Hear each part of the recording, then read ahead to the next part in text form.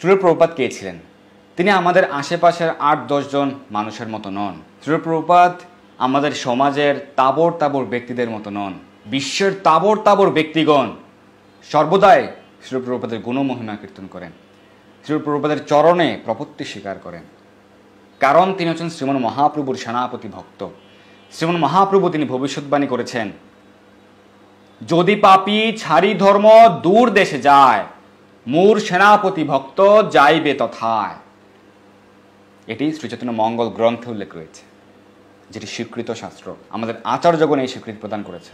যদি পাপী ছাড়ি ধর্ম দূর দেশে যায়, ম্লেচ্ছ দেশের কথা বলা হয়েছে, পাশ্চাত্য দেশের কথা বলা হয়েছে, যেখানে সর্বদাই যে পাপ পঙ্কিল অবস্থায় রত। পাশ্চাত্য দেশে মানুষের ধনের কোনো অভাব নেই, ঐশ্বর্য সুখের কোনো অভাব নেই, টাকা পয়সার কোনো অভাব নেই। এদেশের লোকেরা পাশ্চাত্যে যায় কেন? অর্থ উপার্জন করার জন্য।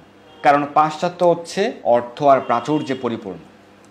পাশ্চাত্যবাসীদের প্রচুর অর্থ রয়েছে, কিন্তু শান্তি নেই, আনন্দ নেই। তারা শুধুমাত্র অর্থের সুখ লাভ করে এবং শান্তি আর আনন্দের অন্বেষণ করে চলেছে। সেই কারণে তারা নানা পাপ কর্মে লিপ্ত।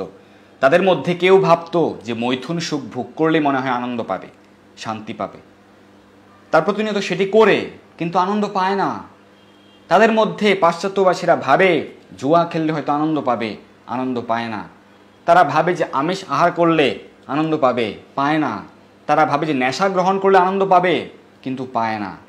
সেই আনন্দ প্রদান করার জন্য তারা যে সর্বদা পাপ কার্যে লিপ্ত, তাদেরকে সেই পাপ থেকে মুক্তি দান করার জন্য শ্রীমন মহাপ্রভুর সেনাপতি ভক্ত জগৎ গুরু শ্রীল প্রভুপাদ, যিনি সমগ্র জগৎকে কৃষ্ণ ভাবনামৃতের শিক্ষা প্রদান করেছেন, শ্রীমন মহাপ্রভুর ভবিষ্যৎবাণী পৃথিবীতে আছে যত নগরাদি গ্রাম সর্বত্র প্রচারিত হইবে মোর নাম, এই ভবিষ্যৎবাণীকে যিনি সার্থক করেছেন, তিনি ৬৯ বছর বয়সে, যে বৃদ্ধকালে বর্তমান লোকেরা বিছানায় শুয়ে থাকে, সেই বয়সে একাকী তিনি একটি পয়সাও নেননি। বলা হয় যে তিনি ৪০ রুপি নিয়ে গিয়েছিলেন, কিন্তু না, তিনি জাহাজে উঠবার পূর্বে তিনি তার পুত্রকে সেটি অর্পণ করেছিলেন। শ্রীল প্রভুপাদের পুত্র সেটি স্বীকার করেছেন। একটি পয়সাও তিনি নিয়ে যাননি। ৬৯ বছর বয়সে একাকী গিয়েছিলেন। কেন? শ্রীমন মহাপ্রভুর বাণীকে সার্থক করার জন্য। যদি পাপী ছাড়ি ধর্ম, পাপী ব্যক্তিরা যদি ধর্ম ছেড়ে দূর দেশেও গিয়ে লুকিয়ে থাকে, মোর সেনাপতি ভক্ত যাইবে তথায়। শ্রীমন মহাপ্রভুর সেনাপতি ভক্ত পাশ্চাত্য দেশে যাবে এবং সকলকে কৃষ্ণ প্রেমে উদ্বুদ্ধ করবে। আজ আমরা দেখতে পাচ্ছি সারা বিশ্বের তাবর তাবর ব্যক্তিবর্গ শ্রীল প্রভুপাদের প্রশংসা করছে। কেন?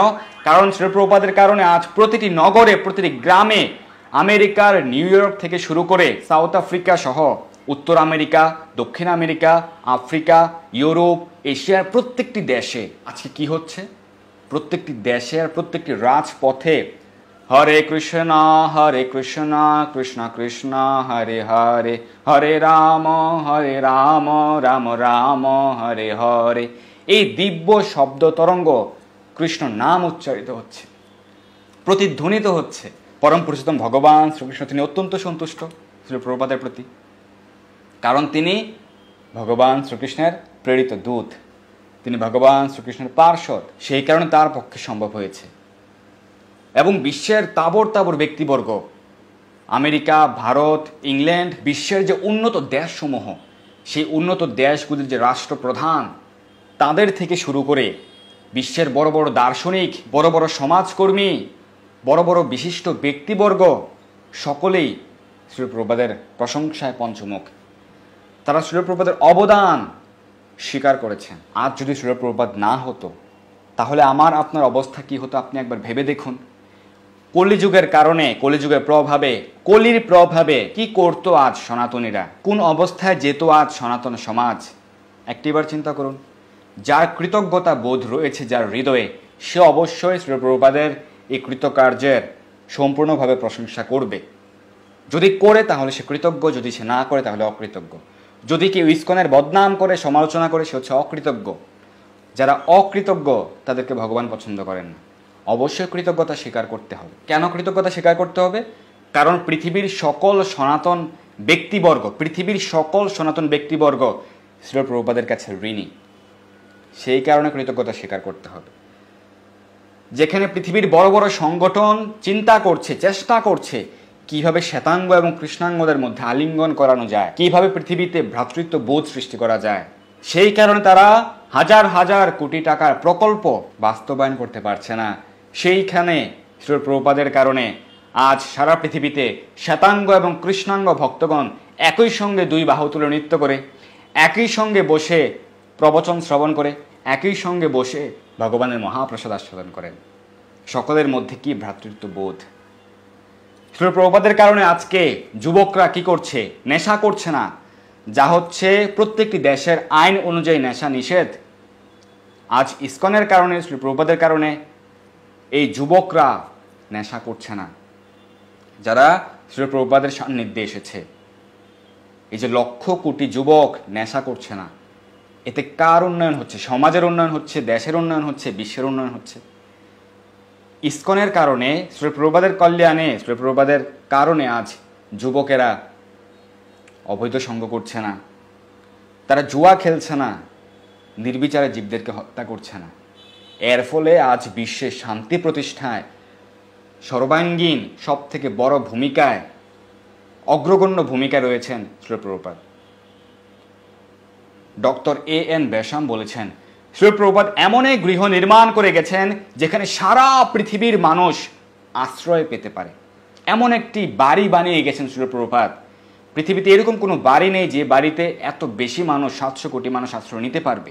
কিন্তু শ্রী প্রভুপাদ এমন এক বাড়ি তৈরি করে গেছেন, international society for Krishna consciousness, আন্তর্জাতিক কৃষ্ণ ভাবনামৃত সংঘ ইসকন, যেখানে সারা পৃথিবীর মানুষ আশ্রয় পেতে পারে। এটি কে বলেছেন?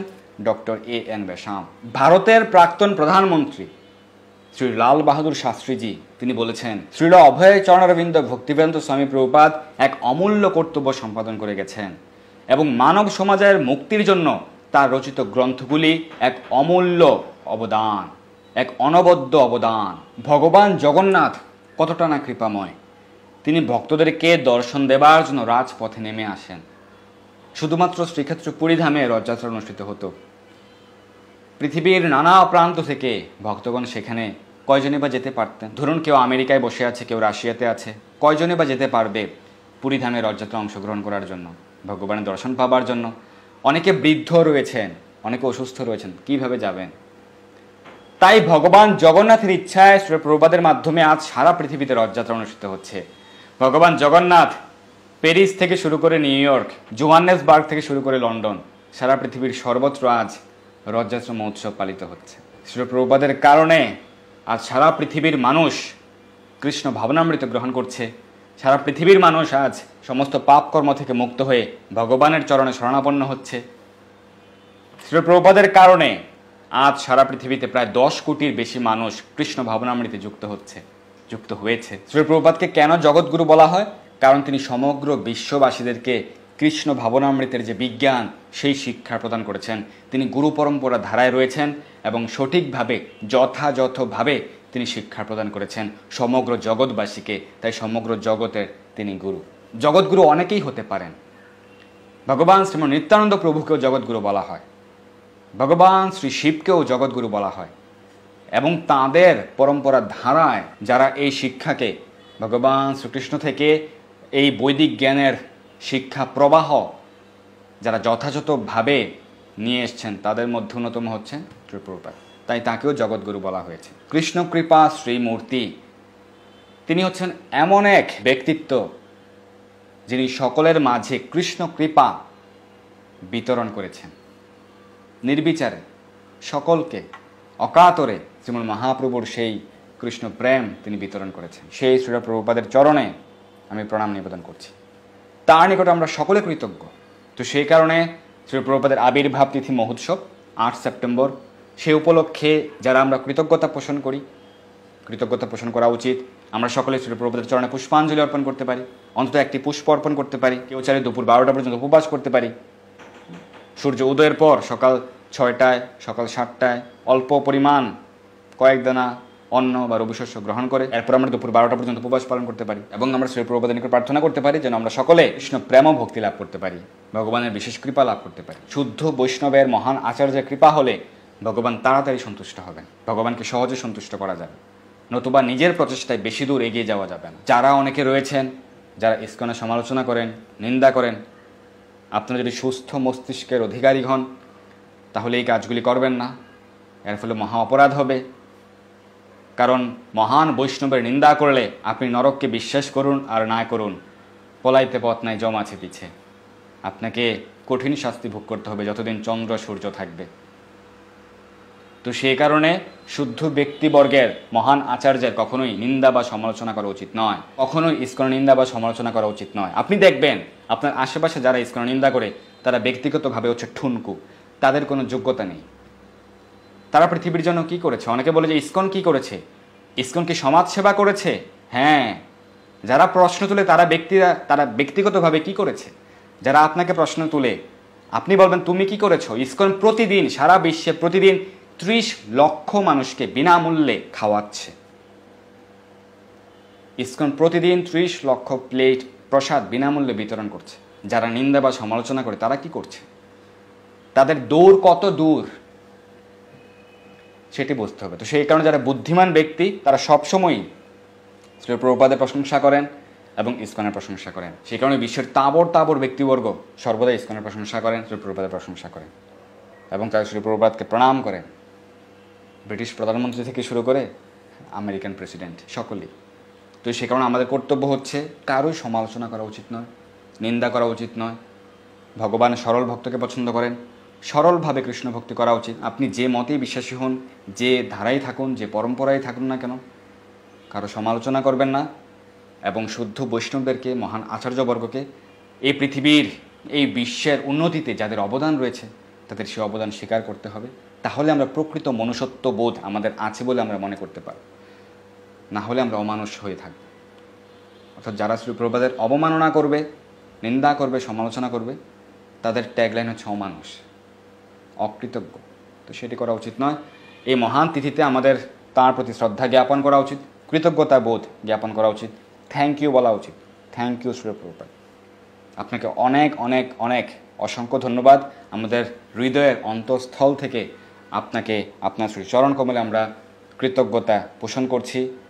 যদি শ্রী প্রভুপাদ না হইতো তবে এই বিশ্বের কি হইতো? এটি সুস্থ মস্তিষ্কের মানুষ যদি ঘুমিয়ে ঘুমিয়ে চিন্তা করে তাহলে তিনি বুঝতে পারবেন। তো এভাবে আমরা নন্দোৎসব পালন করতে পারি এবং শ্রী প্রভুপাদের আবির্ভাব তিথি ব্যাস পূজা মহোৎসব পালন করতে পারি এবং আমরা শ্রী প্রভুপাদের কাছে প্রার্থনা করতে পারি যেন আমরা ভগবানের বিশেষ কৃপা লাভ করি এবং আমরা কৃষ্ণ কৃপায়, শুদ্ধ বৈষ্ণবদের কৃপায়, আমাদের পরম্পরা স্থিত সকল আচার্যবর্গের কৃপায় আমরা যেন ভগবানের চিন্ময় ধামে সহজে পৌঁছতে পারি, সর্বদা ভগবানের সেবায় যেন যুক্ত থাকতে পারি। ধন্যবাদ সবাইকে।